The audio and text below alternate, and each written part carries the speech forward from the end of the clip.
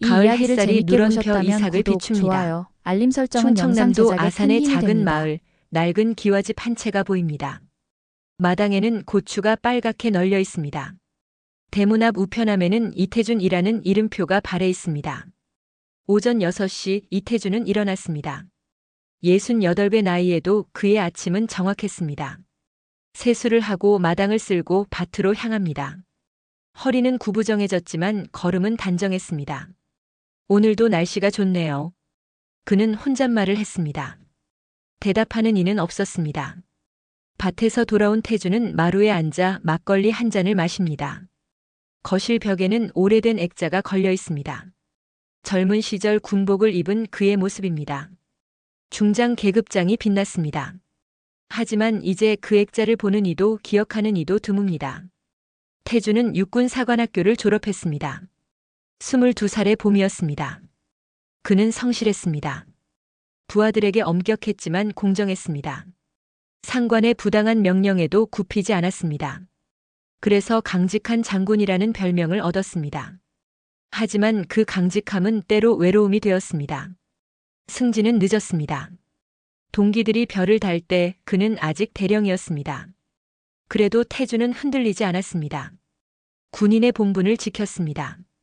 48배 그는 드디어 장성이 되었습니다. 기쁨보다는 책임감이 컸습니다. 이제 더 많은 이들을 지켜야 한다고 생각했습니다. 그는 부하들의 인권을 중시했습니다. 가혹행위를 엄단했습니다. 그러나 조직은 그를 불편해했습니다. 어느 겨울 한 후배 장교가 부당한 처벌을 받았습니다. 태주는 그를 변호하려 했습니다. 하지만 상부의 압력이 있었습니다. 조용히 넘어가라는 지시였습니다. 태주는 망설였습니다. 그리고 결국 침묵했습니다. 한 달 뒤 그 후배는 스스로 목숨을 끊었습니다. 태주는 자신을 용서하지 못했습니다. 장례식장에서 그는 울지 않았습니다. 하지만 그의 가슴은 무너졌습니다. 그 뒤로 그는 달라졌습니다. 말수가 줄었습니다. 웃음이 사라졌습니다. 58세에 그는 중장으로 예편했습니다. 명예로운 은퇴였습니다. 하지만 그에게 명예는 무거웠습니다. 동료들의 송별식에서 그는 짧게 말했습니다. 군인으로 살았습니다. 그것으로 충분합니다. 그리고 그는 이곳 시골로 내려왔습니다. 10년이 흘렀습니다. 태주는 세상과 멀어졌습니다. 전화는 거의 오지 않았습니다. 찾아오는 이도 없었습니다. 그는 밭을 일구고 책을 읽고 저녁에는 뉴스를 봤습니다. 그게 전부였습니다. 그는 외롭지 않다고 스스로에게 말했습니다. 하지만 가끔 밤이면 그 후배의 얼굴이 떠올랐습니다. 미안하다고 중얼거렸습니다. 대답은 없었습니다. 오후 6시 태주는 저녁 식사 후 텔레비전을 켭니다. 뉴스가 나옵니다. 앵커의 목소리가 거실에 울립니다. 육군 소장 강무혁 씨가 부하 장병에게 가혹행위를 한 혐의로 조사를 받고 있습니다. 태준의 손이 멈춥니다. 화면에는 한장성의 얼굴이 비칩니다. 50대 초반 날카로운 눈매, 굳은 인매. 태준은 그를 압니다. 아주 잘 압니다. 강무혁. 30년 전 그가 대대장이었을 때 만난 젊은 중이었습니다. 똑똑했습니다. 야심도 있었습니다. 하지만 수단을 가리지 않았습니다. 태주는 그를 여러 번 훈계했습니다. 군인은 권력이 아니라 명예로 기억되어야 한다. 강무혁은 고개를 숙였습니다. 하지만 눈빛은 변하지 않았습니다. 뉴스는 계속됩니다. 한 병사가 가혹행위로 입원했다고 합니다. 중태라고 합니다. 태주는 리모컨을 내려놓습니다. 화면 속 강무혁의 얼굴이 그의 눈에 박힙니다. 태주는 천천히 일어섭니다. 창밖을 바라봅니다. 해가 지고 있습니다. 산 너머로 붉은 노을이 번집니다. 그는 주먹을 줍니다. 그리고 풉니다. 나는 이제 은퇴한 노인일 뿐입니다. 그는 스스로에게 말합니다. 하지만 그의 가슴은 다시 흔들립니다. 10년 전 그날처럼, 아니 30년 전 그날처럼. 태주는 창을 닫습니다. 불을 끕니다. 침대에 눕습니다. 하지만 잠은 오지 않습니다. 어둠 속에서 그는 눈을 뜹니다. 강무혁의 얼굴이 보입니다. 쓰러진 병사의 모습이 겹칩니다. 그리고 30년 전 그 후배의 얼굴도 떠오릅니다. 또 외면할 것인가? 태주는 중얼거립니다. 대답은 없습니다. 하지만 그의 심장은 뜁니다. 오래 잠들어 있던 무언가가 깨어나고 있습니다. 밤은 깊어갑니다. 시골 마을은 고요합니다. 하지만 이태준의 밤은 이제 시작입니다. 다음 날 아침 태준은 평소보다 일찍 일어났습니다. 잠을 설쳤습니다. 뉴스 속 강무혁의 얼굴이 계속 떠올랐습니다. 그는 마당에 나가 물을 뿌립니다. 고추가 바람에 흔들립니다. 동네 이장이 대문 앞을 지나갑니다. 장군님, 아침 일찍 일하시네요. 예, 날씨가 좋아서요. 태준은 짧게 대답합니다. 이장은 손을 흔들며 지나갑니다. 태준은 다시 고개를 숙입니다. 마음이 무겁습니다. 오전 10시 낯선 차 한 대가 마을 입구에 멈춥니다. 서울 번호판입니다. 차에서 젊은 남자가 내립니다. 30대 중반으로 보입니다. 청바지에 검은색 재킷을 입었습니다. 그는 주민에게 무언가를 물어봅니다. 주민이 태준의 집 쪽을 가리킵니다. 남자가 대문을 두드립니다. 누구십니까? 태준이 마당에서 묻습니다. 이태준 장군님 댁 맞으십니까? 박진우라고 합니다. 기자입니다. 태준의 표정이 굳습니다. 거실에 마주 앉았습니다. 태준은 차를 내오지 않았습니다. 박진우는 가방에서 노트북을 꺼냅니다. 어떻게 저를 찾으셨습니까? 자료를 뒤지다 보니 장군님 이름이 나오더군요. 강무혁 소장의 전임 지휘관이셨다고요. 그건 30년 전 일입니다. 알고 있습니다. 하지만 지금 군 내부에서 일어나는 일들을 보면 장군님의 증언이 필요합니다. 태준은 고개를 젓습니다. 저는 은퇴한 지 오래입니다. 더 이상 군과는 관계없습니다. 박진우는 노트북을 돌려 태준에게 보여줍니다. 화면에는 병실 사진이 있습니다. 젊은 병사가 누워 있습니다. 얼굴은 모자이크 처리되었지만 붕대와 링거줄이 보입니다. 이 병사의 이름은 민호입니다. 23입니다. 강무혁 소장 휘하에서 복무하다 쓰러졌습니다. 태준은 화면을 봅니다. 입술을 깨뭅니다. 경찰 조사는 어떻게 되고 있습니까? 겉으로는 조사 중이라고 합니다. 하지만 내부에서는 축소하려는 움직임이 있습니다. 군은 이미지 관리에 급급합니다. 그건 기자님이 파헤쳐야 할 일입니다. 저는 도울 수 없습니다. 태준이 일어섭니다. 박진우도 따라 일어납니다. 장군님, 군에 계실 때 강직한 장군이라 불리셨다고 들었습니다. 부하들을 지키려 애쓰셨다고요. 그건 옛날 이야기입니다. 하지만 지금도 도움이 필요한 부하들이 있습니다. 태준은 대답하지 않습니다. 박진우는 명함을 탁자에 놓습니다. 생각이 바뀌시면 연락 주십시오. 박진우가 나갑니다. 태준은 창가에 서서 그의 차가 멀어지는 걸 봅니다. 명함을 집어듭니다. 국입니다. 하지만 버리지는 못합니다. 오후 2시 태준의 휴대전화가 울립니다. 낯익은 이름입니다. 최영호. 그의 동기입니다. 여보세요. 태준아, 나야. 오랜만이지? 그래. 잘 지내나? 뭐 그럭저럭 지내지. 근데 너 혹시 기자 만났어? 태준은 잠시 침묵합니다. 어떻게 알았나? 그 친구가 나한테도 연락했어. 강무혁 건 때문인가 보더라. 태준아, 관여하지 마. 왜? 지금 나서봤자 좋을 게 없어.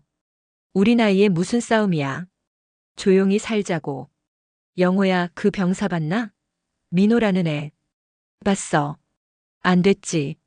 근데 그게 우리가 할 일은 아니야. 군에는 군의 시스템이 있어. 거기서 처리할 거야. 시스템이 제대로 작동한다면 왜 이런 일이 반복되나? 최영호는 한숨을 쉽니다. 태준아, 너 예전에도 그러다 곤란해진 거 잊었어? 조직은 내 편이 아니야. 나도 안다. 하지만은 없어. 편히 살자. 그게 우리 나이에 맞는 거야. 전화가 끊깁니다. 태준은 휴대전화를 내려놓습니다. 최영호의 말이 귓가에 맴돕니다. 그는 맞는 말을 했습니다. 현실적인 충고였습니다. 하지만 태준의 가슴 속 무언가가 불편합니다. 저녁이 됩니다. 태준은 밥을 짓지 않았습니다. 식욕이 없습니다. 그는 마루에 앉아 어둠을 바라봅니다. 머릿속에서 두 가지 목소리가 싸웁니다. 이미 늙었다. 이제 쉬어야 한다. 하지만 또다시 외면한다면? 태준은 서재로 갑니다. 오래된 서랍을 엽니다. 안에는 낡은 편지 봉투가 있습니다. 30년 전 그 후배가 남긴 유서입니다. 태준은 한 번도 버리지 못했습니다. 그는 봉투를 꺼냅니다. 펼치지는 않습니다. 다만 오래 들고 있습니다. 미안하다. 그가 중얼거립니다.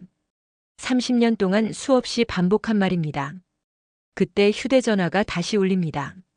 모르는 번호입니다. 태준은 받지 않으려 합니다. 하지만 전화는 계속 울립니다. 그는 마지못해 받습니다. 여보세요. 이태준 장군님이십니까? 여자 목소리입니다. 절습니다. 떨리는 목소리입니다. 누구십니까? 윤지연이라고 합니다. 군 법무관입니다. 장군님께 꼭 드릴 말씀이 있습니다. 태준은 숨을 깊이 들이쉽니다. 무슨 말씀입니까? 전화로는 어렵습니다. 직접 뵙고 말씀드리고 싶습니다. 제발 부탁드립니다. 그녀의 목소리에는 절박함이 묻어 있습니다. 태준은 창밖을 봅니다. 별이 뜨기 시작합니다. 언제 오시겠습니까? 내일 저녁에 찾아뵙겠습니다. 감사합니다. 정말 감사합니다. 전화가 끊깁니다. 태준은 휴대전화를 내려놓습니다. 그리고 다시 유서 봉투를 봅니다. 이번에는 외면하지 않겠다. 그는 아직 결심하지 못했습니다. 하지만 마음은 이미 흔들리고 있습니다. 평온했던 은퇴 생활의 균열이 점점 커지고 있습니다. 태준은 봉투를 다시 서랍에 넣습니다. 불을 끕니다. 침대에 눕습니다. 내일 저녁 그는 윤지연을 만날 것입니다. 그리고 그 만남은 그의 인생을 다시 한번 바꿀 것입니다. 밤은 깊어갑니다. 하지만 태준은 이번에도 잠들지 못합니다. 다음 날 저녁 6시 윤지연이 도착했습니다. 태준은 대문 앞에서 그녀를 기다렸습니다. 검은색 승용차가 멈춥니다. 차에서 내린 여자는 30 안팎으로 보입니다. 단정한 정장 차림입니다. 하지만 얼굴은 피곤해 보였습니다. 눈 밑에 그늘이 있습니다. 장군님 윤지연입니다. 그녀가 허리를 깊이 숙입니다. 태준은 고개를 끄덕입니다.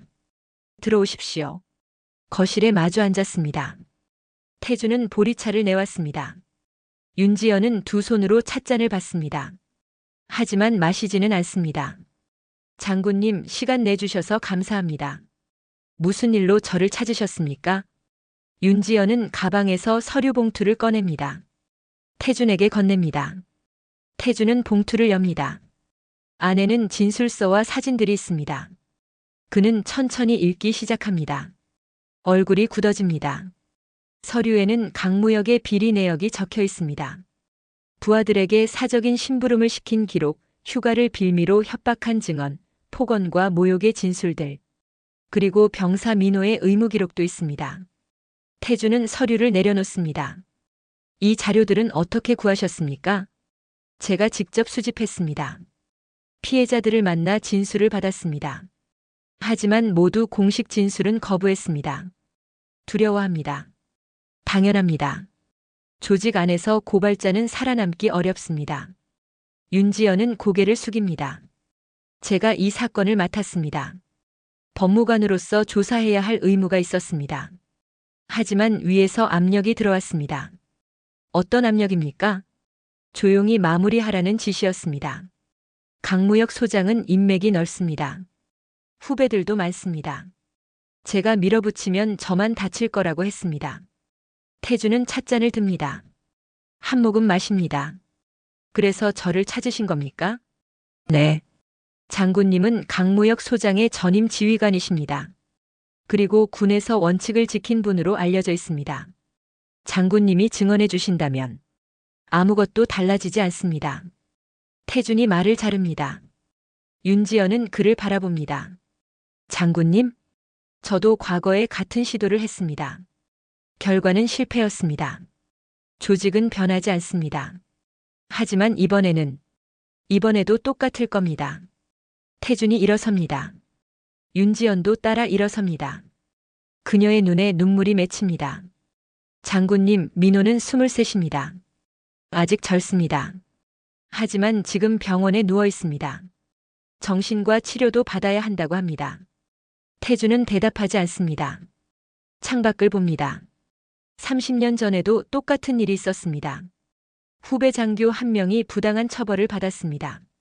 저는 그를 지키려 했습니다. 하지만 실패했습니다. 그는 스스로 목숨을 끊었습니다.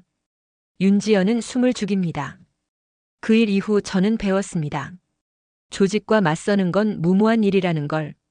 아무리 옳은 말을 해도 권력 앞에서는 무력하다는 걸. 그래서 포기하시는 겁니까? 윤지연의 목소리가 떨립니다. 태준은 그녀를 봅니다. 포기가 아닙니다. 현실을 인정하는 겁니다. 현실을 인정하면 민호 같은 피해자는 계속 생깁니다. 윤지연의 목소리가 커집니다. 그녀는 손으로 얼굴을 가립니다. 눈물이 흐릅니다. 저 혼자서는 이 싸움을 끝낼 수 없습니다. 장군님, 제발. 태준은 입술을 깨뭅니다. 그는 윤지연에게 다가갑니다. 그리고 조용히 말합니다. 제가 나선다고 해도 증거가 부족합니다. 피해자들이 공식 진술을 거부하는 한 강무혁을 처벌할 방법이 없습니다. 방법을 찾아야 합니다. 어떻게요? 윤지연은 대답하지 못합니다. 태준은 한숨을 쉽니다. 돌아가십시오. 그리고 스스로를 지키십시오. 당신이 다치면 이 일은 완전히 묻힙니다. 윤지연은 고개를 숙입니다. 그녀는 서류 봉투를 챙깁니다. 대문을 나섭니다. 차에 오르기 전 그녀는 뒤돌아봅니다. 장군님도 아시지 않습니까? 이게 옳지 않다는 걸. 태준은 대답하지 않습니다. 윤지연의 차가 멀어집니다. 태준은 마당에 홀로 섭니다. 밤이 되었습니다. 태준은 서재에 앉아 있습니다. 윤지연이 두고 간 서류를 다시 펼칩니다. 민호의 의무 기록을 봅니다. 진술서를 읽습니다. 그의 손이 떨립니다. 내가 나선다고 달라질까? 피해자들이 두려워하는데 어떻게 증언을 이끌어낼까? 조직은 나를 공격할 것이다. 은퇴한 노인의 헛소리라고 할 것이다. 생각이 꼬리를 뭅니다. 방법이 보이지 않습니다. 태준은 서류를 덮습니다. 고개를 떨굽니다. 그때 휴대전화가 울립니다. 박진우 기자입니다. 장군님, 윤지연 법무관을 만나셨다고 들었습니다. 어떻게 하셨습니까? 저희가 함께 움직이고 있습니다. 장군님, 이제 결정하셔야 합니다. 우리 셋이 힘을 합치면 방법이 있습니다. 무슨 방법입니까? 장군님이 먼저 증언하십시오. 강무혁의 과거를 폭로하는 겁니다. 그러면 피해자들도 용기를 낼 겁니다. 태준은 침묵합니다. 박진우가 계속 말합니다.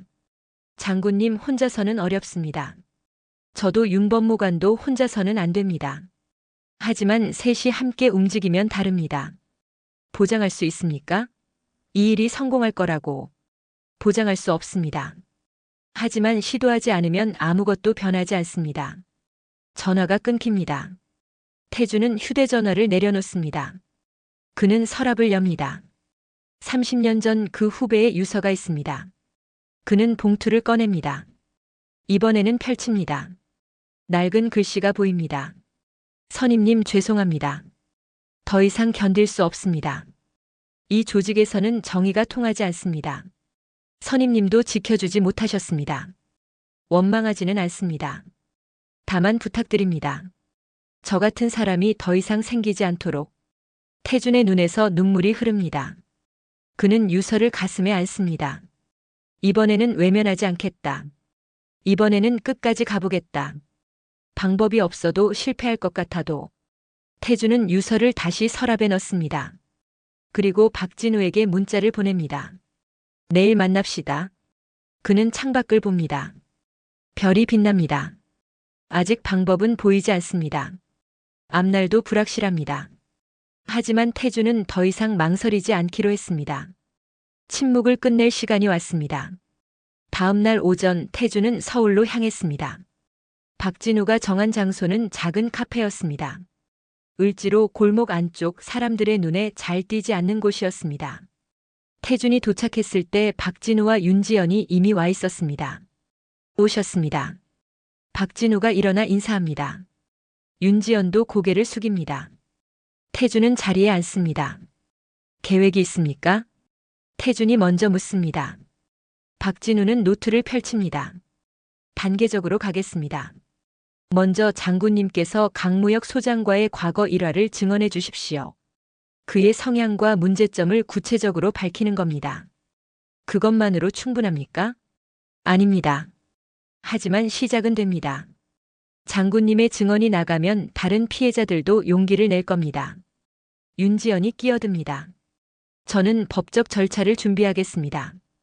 피해자들이 진술할 수 있도록 안전장치를 마련하겠습니다. 태주는 고개를 끄덕입니다. 알겠습니다. 하지만 한 가지 조건이 있습니다. 말씀하십시오. 이 일이 제 개인의 복수처럼 보여서는 안 됩니다. 진실을 밝히는 것이 목적이어야 합니다. 박진우가 대답합니다. 물론입니다. 그래서 객관적 증거와 증언이 필요합니다. 세 사람은 2시간 동안 계획을 다듬었습니다. 태주는 천천히 하지만 확실하게 움직이기 시작했습니다. 일주일 후 박진우의 기사가 나왔습니다. 제목은 군 내부 갑질의 뿌리 30년 전부터 시작됐다였습니다. 기사에는 태준의 증언이 실렸습니다. 강무혁이 젊은 장교 시절부터 부하들을 어떻게 대했는지, 어떤 방식으로 권력을 사용했는지 구체적으로 나왔습니다. 반응은 즉각적이었습니다. 군 내부에서는 술렁였습니다. 일부는 태준을 비난했습니다. 은퇴한 노인이 과거를 들춰내 후배를 공격한다는 말도 나왔습니다. 하지만 다른 반응도 있었습니다. 익명의 제보가 들어오기 시작했습니다. 강무혁 휘하에서 고통받았던 이들이 하나둘 목소리를 내기 시작한 겁니다. 윤지연은 그들을 만나 진술을 받았습니다. 이번에는 공식 진술이었습니다. 태주는 시골집에서 뉴스를 봤습니다. 화면에는 군 본부 앞에서 시위하는 사람들이 보였습니다. 피해자 가족들이었습니다. 그들은 피켓을 들고 있었습니다. 진실을 밝혀달라고 적혀 있었습니다. 태준의 휴대전화가 울렸습니다. 최영호였습니다. 태준아, 뉴스 봤어. 내가 한 거지? 그래. 미쳤어? 지금 군 전체가 발칵 뒤집혔어. 알고 있네. 최영호는 한숨을 쉬었습니다. 그래도 잘했어. 태준은 잠시 침묵했습니다. 뭐라고? 내가 겁쟁이였어. 편하게 살자고만 했지. 근데 너 보니까 부끄럽더라. 필요하면 내 증언도 쓸 수 있어. 고맙네. 뭘? 동기 아니가. 전화가 끊겼습니다. 태준은 창밖을 봤습니다. 마음이 조금 가벼워졌습니다. 이틀 후 윤지연이 다시 찾아왔습니다. 그녀의 표정은 이전과 달랐습니다. 피곤해 보이지만 눈빛은 살아있었습니다. 장군님, 피해자 5명이 공식 진술에 동의했습니다. 그렇습니까? 네. 장군님께서 먼저 나서신 걸 보고 용기를 냈다고 합니다. 태주는 고개를 끄덕였습니다. 당신도 잘 버텨줬습니다. 윤지연은 눈시울이 붉어졌습니다. 아닙니다. 장군님이 없었으면 저는 포기했을 겁니다. 감사합니다. 그녀는 허리를 깊이 숙였습니다. 그 같은 날 저녁 강무혁이 태준에게 전화를 걸어왔습니다. 태준은 예상했던 일이었습니다. 장군님, 저 강무혁입니다. 무슨 일인가? 한번 뵙고 싶습니다. 술이나 한잔 하시지요. 좋네. 언제 만나겠나? 내일 저녁 어떻습니까? 그러지. 다음 날 2사람은 조용한 한정식 집에서 마주 앉았습니다. 강무혁은 정장 차림이었습니다. 얼굴에는 미소가 있었지만 눈빛은 차가웠습니다. 장군님, 요즘 고생이 많으십니다. 자네 때문이네. 저 때문입니까? 강무혁이 술을 따릅니다. 태주는 받지 않았습니다. 장군님, 이제 그만하시지요. 장군님도 편히 사셔야 하지 않습니까? 진실은 묻어두는 게 모두를 위한 길입니다. 태주는 강무혁을 똑바로 봤습니다. 진실을 묻어둔다면 군인은 더 이상 군인이 아니네. 장군님, 이상론입니다. 이상이 없는 조직은 썩네. 강무역의 얼굴이 굳었습니다. 후회하실 겁니다. 이미 후회하며 살았네. 30년 동안. 이번에는 후회하지 않을 걸세. 태준이 일어났습니다. 강무역을 내려다봤습니다. 자네는 내 부하였네. 내가 제대로 가르치지 못했어. 그건 내 책임이네. 하지만 이제라도 바로잡겠네. 태준은 식당을 나왔습니다. 뒤돌아보지 않았습니다. 일주일 후 검찰이 강무역을 소환했습니다. 뉴스는 연일 이 사건을 다뤘습니다. 여론은 피해자들 편이었습니다. 태준은 병원을 찾았습니다. 민호가 입원한 곳이었습니다. 병실 문을 열자 젊은 청년이 침대에 앉아 있었습니다. 얼굴은 창백했지만 눈은 또렷했습니다. 누구십니까? 이태준이라고 하네. 인사하러 왔네. 민호는 태준을 알아봤습니다. 장군님. 뉴스에서 봤습니다. 몸은 좀 어떤가? 많이 나아졌습니다. 덕분입니다. 아니네. 자네가 견뎌준 덕분이네. 태준은 민호 옆에 앉았습니다. 힘들었지? 민호는 고개를 끄덕였습니다. 눈에 눈물이 고였습니다. 무서웠습니다. 아무도 믿을 수 없었습니다. 이제는 괜찮네. 자네는 혼자가 아니네. 태준은 민호의 어깨를 가볍게 두드렸습니다. 민호는 고개를 숙이고 울었습니다. 태준은 말없이 기다려줬습니다. 병원을 나오며 태준은 하늘을 올려다봤습니다. 구름 사이로 햇살이 비쳤습니다. 이제 시작일 뿐이네. 하지만 적어도 방향은 맞네. 그의 휴대전화가 울렸습니다. 박진우였습니다. 장군님, 추가 피해자 10명이 더 나섰습니다. 이제 강무역은 끝났습니다. 자네들 덕분이네. 아닙니다. 장군님께서 불을 지피셨습니다. 전화를 끊고 태준은 걸었습니다. 걸음이 가벼웠습니다. 30년 만에 처음으로 가슴이 편했습니다. 그는 시골집으로 돌아가지 않았습니다. 대신 국립현충원으로 향했습니다. 30년 전 그 후배가 잠든 곳이었습니다. 묘비 앞에 섰습니다. 태준은 무릎을 꿇었습니다. 늦었네. 정말 늦었네. 하지만 이제라도 약속을 지켰네. 바람이 불었습니다. 나뭇잎이 흔들렸습니다. 태준은 오래 그 자리에 앉아 있었습니다. 해가 지고 있었습니다. 하지만 그의 마음에는 빛이 들어왔습니다. 진정한 싸움은 이제 시작입니다. 한 달이 흘렀습니다. 검찰은 강무역을 기소했습니다. 혐의는 직권남용과 가혹행위였습니다. 15명의 피해자가 증언했습니다. 증거는 충분했습니다. 군은 내부 감찰을 시작했습니다. 비슷한 사례가 더 있는지 조사했습니다. 언론은 연일 군 문화 개선을 요구했습니다. 태준은 시골집으로 돌아왔습니다. 하지만 예전과는 달랐습니다. 이제 전화가 자주 왔습니다. 찾아오는 이들도 있었습니다. 어느 날 아침 박진우가 다시 찾아왔습니다. 장군님, 기사 반응이 뜨겁습니다. 많은 분들이 응원하십니다. 다행이네. 후속 보도를 준비 중입니다. 군 문화 개선 방안에 대한 기획 기사입니다. 장군님께서 조언해 주시겠습니까? 태준은 고개를 끄덕였습니다.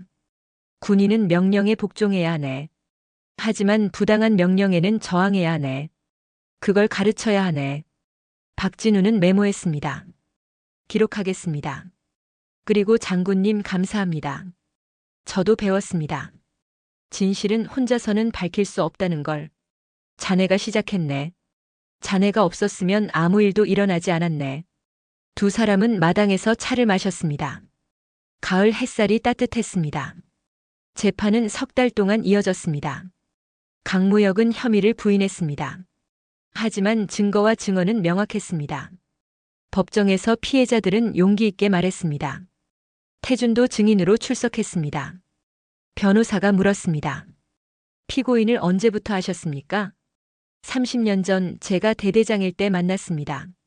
당시 피고인은 어떤 사람이었습니까? 능력은 있었습니다. 하지만 수단을 가리지 않았습니다. 부하들을 도구처럼 대했습니다. 왜 그때 막지 않으셨습니까? 태주는 잠시 침묵했습니다.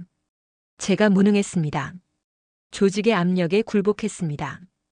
그게 제 잘못입니다. 법정이 조용해졌습니다. 강무혁은 태준을 쳐다봤습니다. 하지만 태준은 고개를 돌리지 않았습니다. 판결일 법정은 만석이었습니다. 판사가 선고했습니다. 피고인 강무혁에게 징역 2년을 선고한다. 방청객들 사이에서 안도의 한숨이 나왔습니다. 윤지연은 눈물을 닦았습니다. 태준은 조용히 법정을 나왔습니다. 법원 앞에서 피해자 가족들이 기다리고 있었습니다. 그들은 태준에게 다가왔습니다. 장군님 감사합니다. 한 어머니가 허리를 숙였습니다. 태준은 손을 저었습니다. 아닙니다. 당연한 일을 했을 뿐입니다. 덕분에 제 아들이 웃을 수 있게 됐습니다. 태준은 그녀의 손을 잡았습니다.